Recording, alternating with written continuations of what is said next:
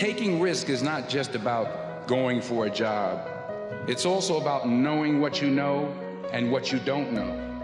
It's about being open to people and to ideas. It begins to take small steps, small risks.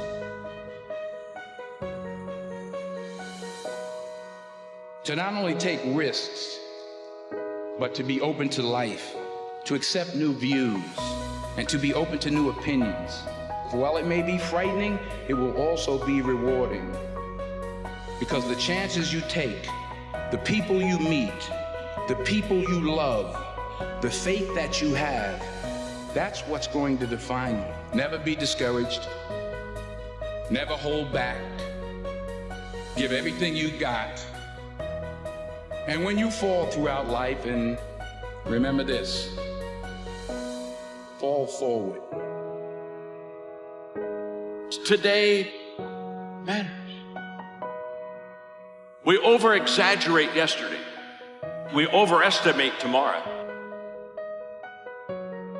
And if we all got our act together collectively and stop making things worse, because that's another thing people do all the time, not only do they not do what they should to make things better, they actively attempt to make things worse because they're spiteful or resentful or arrogant or deceitful or bundled together in an absolutely pathological package.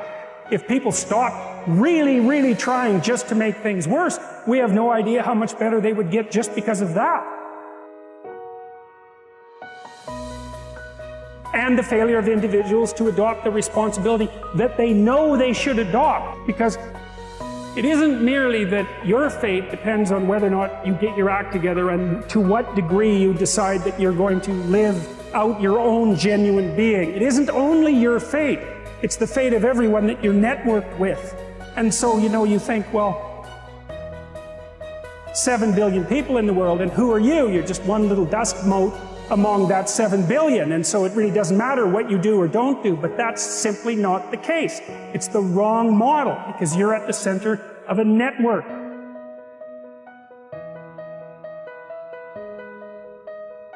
It's not the critic who counts.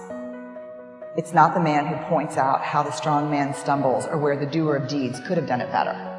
The credit belongs to the person who's actually in the arena, who, at the best, in the end, knows the triumph of high achievement, and who at worst, if he fails daring greatly. It is not about winning, it's not about losing, it's about showing up and being seen. The second thing, this is who I want to be. I want to create. I want to make things that didn't exist before I touched them.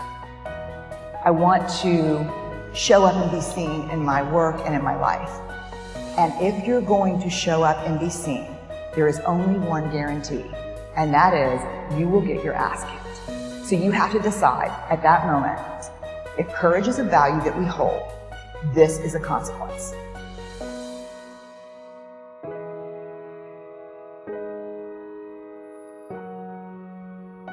Running through the tape in your mind, telling yourself you're not good enough, you're not worthy enough, you're not smart enough, you're not enough.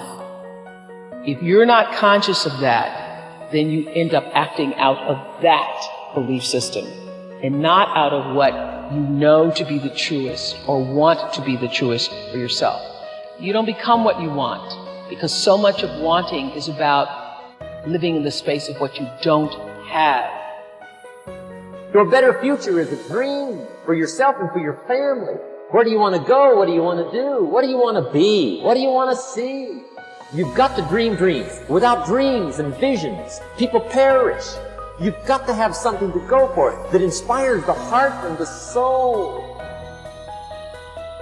The dreams of love and enterprise and travel, doing things, becoming something unique on your journey here. Don't lose your dreams. Do some dreaming.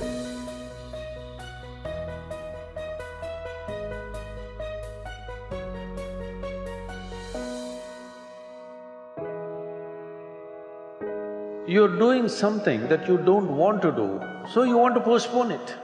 I'm asking, why the hell are you doing something that you don't want to do? No, because if I do this, I will get that, I will get that. That's not the point. There's nothing to get in this life. There's really nothing to get in this life. Either you lived this life in a profound and intense manner, or you did not. What will you get in the end? Huh?